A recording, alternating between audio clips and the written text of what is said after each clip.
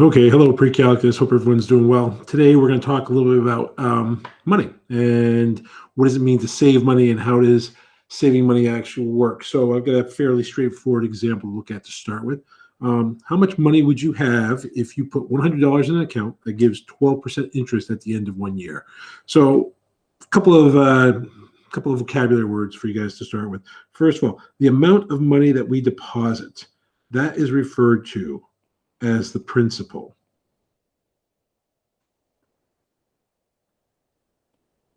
Okay, so the principal is the amount we deposit. And the interest or the interest rate is the percentage that the banker, whoever's holding our money, is willing to give us. So in this case, the interest rate is 0.12. Okay, so I'm going to keep these numbers fairly simple today, just so we can go through the example. We're talking about having a principal of $100 in this problem and an interest rate of 12%. So for us in this example, we've got $100 as our principal, and again, 12% or 0.12 is our interest rate. So the way you would compute the amount of money you would have at the end of the year, think of it this way. If we start on January 1st and you go to the bank and you deposit $100 in the bank, that money is just going to sit there all year long. And while it's there, you're going to make money because the bank is paying you to let them hold your money. So you're giving the bank $100, they're going to give you interest. Now, 12% is not what you're going to find in real life. I just chose these numbers to keep this problem fairly easy to compute. Banks are going to pay much less interest than 12% per year, but we're going to go with this just so you can see the calculations and how they work. So in our example, we start with $100, and then with that $100, at the end of the year, the bank's going to give us 12% interest. So we need to find 12% of 100, and that means we're going to have $12 in interest at the end of the year. Okay? So when you go to look at your bank account statement at the end of the year, you're going to find that you have an original amount of $100, and then on that last day of the year, the bank's going to pay you another $12 in interest, which means your ending amount would be $112. Okay, so the idea is just to find the percentage of the principal. That's all we're really doing, and then add it to the principal. So now let's look at this one and ask the question, okay, what if you didn't need this money? You're willing to let it just sit there in the bank for a while. What's going to happen now if we let this go on for 5 years? Well, the way you think about it is we're just going to take each year individually, okay? So I'm going to kind of make a little table for us on this one. We're going to start at the beginning when time is 0, okay? And we're going to work this out from 0 to not 1, not 2, not 3, not 4, but 5 years. So the idea is to take this all the way down to 5 years and take a look at how much money we'd be having in the bank. So the way we're going to do it is we're just going to go year by year and calculate each amount. And when we get down to year 5, we'll know that's the amount we're supposed to have. So the idea is, what is the amount of money that we have in our bank? Well, we're going to start this by saying that we are depositing $100 at the beginning. So when T is 0, we're putting $100. Now, at the end of the year, we're going to have to find the interest that we earn. So the way we find that interest is we are going to do exactly what we did before. It's the 12% of $100, and that is going to give us $12 more. So our ending amount is going to be our $100 plus our $12, which gives us a total of $112. Now, what's nice about this is that $112 is the end of the year 1. It's the end of the first year, but it's the beginning of the next year. So that $112 is actually going to go here. And now, in order to find this cell right here, we've got to find 12% of our 112. So we're going to do 112, and we're going to multiply that by 0.12, and that will get us 12% of $112, and that will give us the amount of $13.44. So we're going to have $13.44 for the amount of interest during this year. We're going to add that to our original 112. That's going to get us $125.44. So at the end of the second year, we will now have $25.44. That will come down and start our next year worth of calculations, because this is just like us depositing $125.44 for the next year. So again, just going to go through these calculations again. We're going to do 125.44 times 0.12. That is going to give us $15.05. And that is the new interest amount for this year. And when we add our amount at the beginning of the year plus our interest for the year, we're going to end up with $140.49. So you can see it's kind of an organized way of doing this. We're just going to set up our table each time, bring this down to the beginning of the next year, $140.49. And now we're going to let that money stay in our account all year long. So 140.49, got to find the interest we're going to earn. That's going to be 12% of that. So that is going to give us $16.86. So putting that in the interest box, and now adding our amount plus our interest for the year, we're going to get $157.35. And that would be the end of that year. It'd start the following year. So that'd be 157 and then 35. And now we've got to go through one more time, and we've got to find the interest for this fourth year of time. So that would be 157.35 times 0.12, and that will give us $18.88 in interest. So we put that here, and now we add the amount plus the interest, and that 157.35 plus that 18.88 is going to give us a total of $176.23. And when we bring that down to here, 176.23, that is the amount of money that we would have at the end of the 5 years. So our money would grow from $100 in our first year, and over the course of 5 years at 12% interest, we would end up with $176.23. Okay. Again, the math here is spot on. The real life scenario is not. You're not going to find a bank account that pays you 12% interest, but I want to do this just to go through the calculations. Okay. So now what would happen if we didn't want to go through the trouble of making this table every single time? Or what's going to happen when the next time I ask you, instead of at the end of 5 years, at the end of 50 years? You're certainly not want to go through and make a table that goes down 50 spots. So is there a faster way or an easier way of computing this? So let's just kind of talk this out and go through this. The idea here is when we start, the amount that we start with, we're going to call it our principal. All right, so I'm just going to call that P for now. Then we've got to find the amount of interest that we earn. And the way we find the amount of interest is we take the money we started with and we multiply it by the interest rate. So in our last example, the amount we started with was $100, and then we multiplied it by 12%. Okay, so that's what's going in that second column there.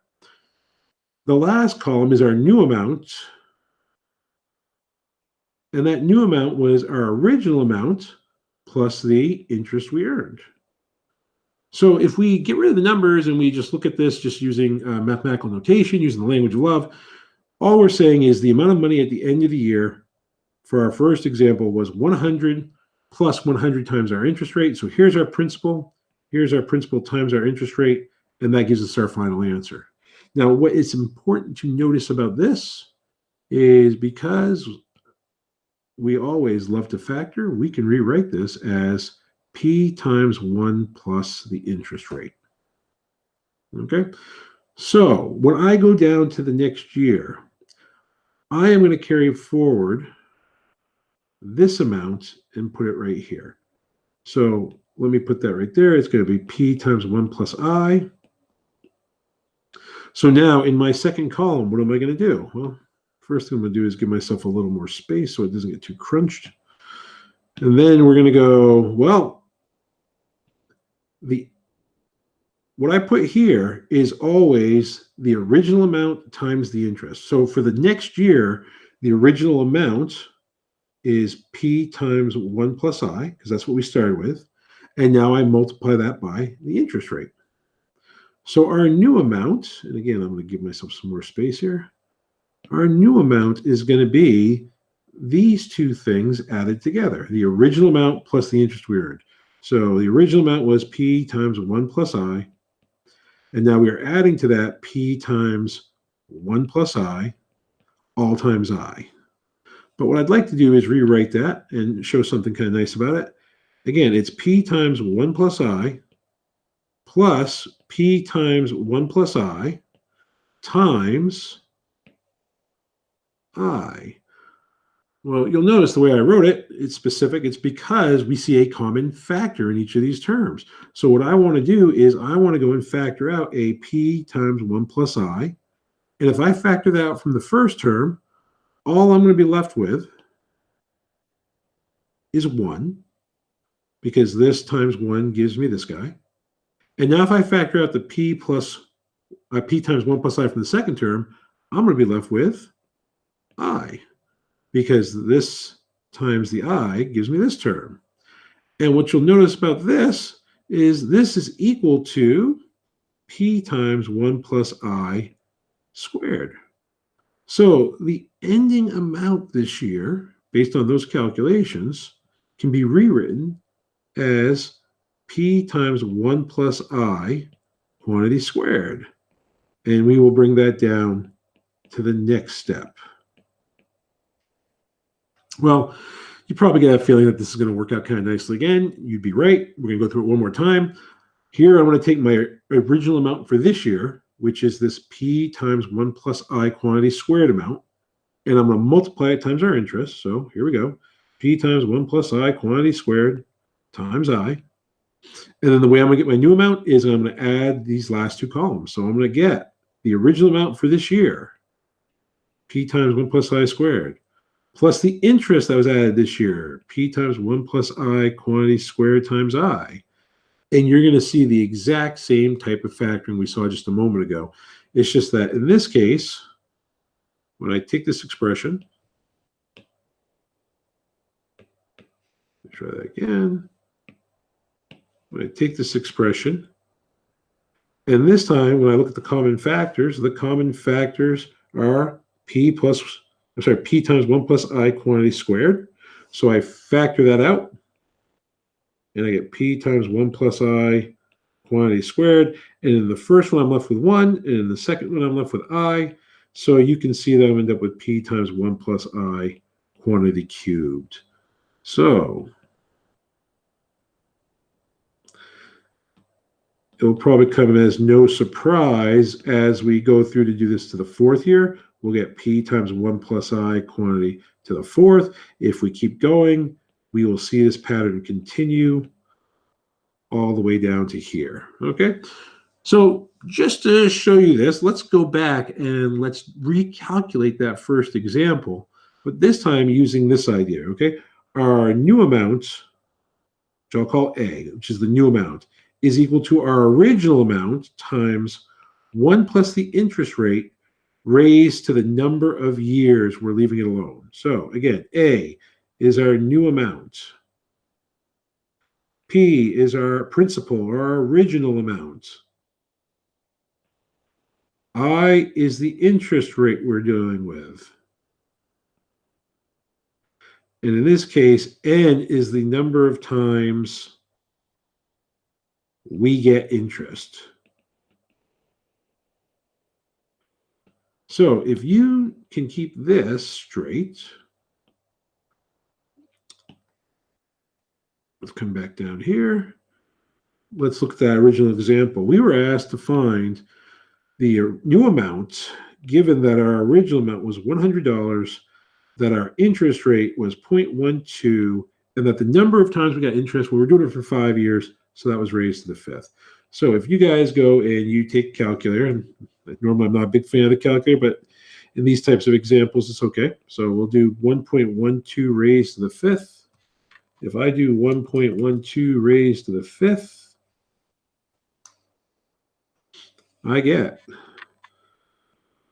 100 times 1.76234, and then it keeps going. But when I multiply that by 100, I get $176.23. which if we back up, 176.23 is the exact amount we got before. So what I'm doing here is I'm giving you guys a tool to help you compute how much money you'll have if you put some money in a bank account and you leave it there. One last thing to think about on this one, okay? This is if we do something called annual compounding. Annual compounding. What it means is that you're going to get that interest one time at the end of the year. You're going to get one time at the end of the year. So in our example, we deposited $100 on January 1st. On December 31st, 12% came to our account. So every day throughout the year, we had $100. And then on the very last day of the year, the bank gave us $12 more. So at New Year's Eve, we ended up with $112 to start the following year. Okay. So if you put that money in the bank on January 1st and you went to the bank on February 28th or April 12th or June 6th or September 14th, it doesn't matter. You would only have $100 in it. The bank does not give interest until the very last day of the year. So what happens if we don't do annual compounding? What happens if we do something instead called monthly compounding?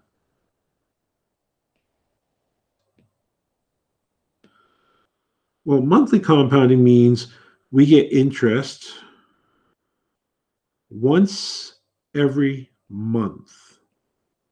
Okay. So at the end of the first month, they're going to give you a little bit more in your account. They're going to give you some interest. At the end of the second month, they're going to give you a little more in your account. So if we deposit on January 1st, every day, January 1st through January 30th, we have $100. But then on January 31st, at the end of the day, they're going to give us our first interest payment. But keep in mind, they're not going to give us all 12% at once. That's the amount of interest for the entire year. So since we're going to have a 12% for the entire year, monthly, we're going to get 12% divided by 12, and that will be 1% each month. Okay, so 12% is how much we get for the year. If we get monthly, it's going to be just 1% each month. But if we go back and we use our formula, and let's see here, okay, bring this down.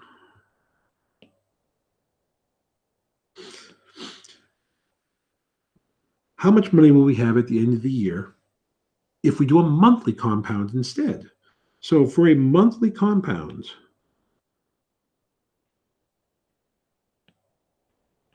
how does our formula work? Well, we still want the amount at the end. Our principal is still $100. That's still what we're plugging in the beginning. We're still going to have that 1 plus our interest rate, but this is where you've got to be careful. Our interest rate isn't 12 anymore. We're not getting 12% every time they give us interest. They're doing it monthly. So every time they give us interest, they're giving us 12% divided by 12. Okay? So you've got to divide the interest by the number of compounds each year. But here's the other thing. Before, our exponent was 5 years. But that's not how many times we're getting interest anymore. We're getting interest 12 times every year for 5 years. So 5 years and 12 times each year means we're actually getting interest 60 times. So that has to be the number of times we get interest each time. Number of times we get interest this example. So our total amount is going to be equal to, and I'll just write it down here now, 100 times 1 plus 0.1, which is 1.01, all raised to the 60th. So if we do 100 times 1.01 to the 60th, and again, good time to bring out your calculator on this one, 1.01 raised to the 60th gets us 1.81669, and it just keeps going after that, which means our amount at the end of the year is $181.67. Now, to me, something really fascinating happens here.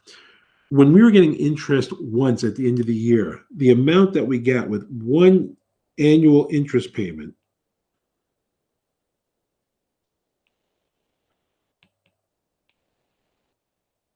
at the end of 5 years, we got $176.23. But because in this one we're getting 12 interest payments every year, we're actually making more money. Now, if you think about that, that should make sense. In the first example, you had $100 in your bank account and you just got interest on $100 at the end of the year. In this new example, we're still getting 12% interest over the year, but at the end of the first month, you get 1% interest. 12% divided by 12. So your $100 now becomes $1 more. 1% of 100 is $1. So now at the end of January, you got $101. Well, now aren't you making money on that $1 as well as the original $100 for the rest of the year? That's what's going on here. It's compound interest. And the more you can compound your money, the better off you're going to be. Okay. So one last look at this, and then you're going to have some problems to try for homework this week. The amount at the end is equal to the amount you start with, 1 plus your interest amounts raised to the number of times you get interest. So let's be clear about this. This is your yearly interest divided by the number of times you get interest each year. And that's really all that means, is the number of compounds per year. So if you were a monthly compound, that would be 12. If you were a weekly compound, that would be 52. If you were a daily compound, that would be 365. And so on and so on and so on. Okay, so that's what you're dividing by each time. Okay, so if it's a monthly compound, take your interest rate, divide by 12. Weekly compound, take your interest rate, divide by 52. Daily compound, take your interest rate, divide by 365. You could get into an hourly compound or a minute compound, but you have to figure out how many hours there are in a year, how many minutes there are in a year. Okay, and then this N up here, this is the number of times you get interest.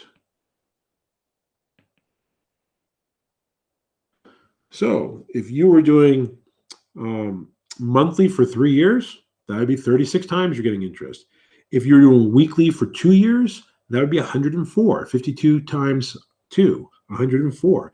If you were doing daily for 10 years, that'd be 365 times. For 10 years, that'd be 3,650. So this is the number of times you get interest throughout the entire course that your money stands still. All right. So what I'd like you to do is I'd like you to take a look at the assignment that I gave you. Try a couple of the problems. We are going to meet together on the second meeting this week. If you're in my Monday class, I'll be Wednesday. If you're in my Tuesday, we'll meet up on Thursday, and we're going to talk about these problems. We're going to go over them and make sure everyone's got it. Okay, so just give a couple a try, and we'll see how well you do, and I will meet up with you guys at that point in time. So let me just do this.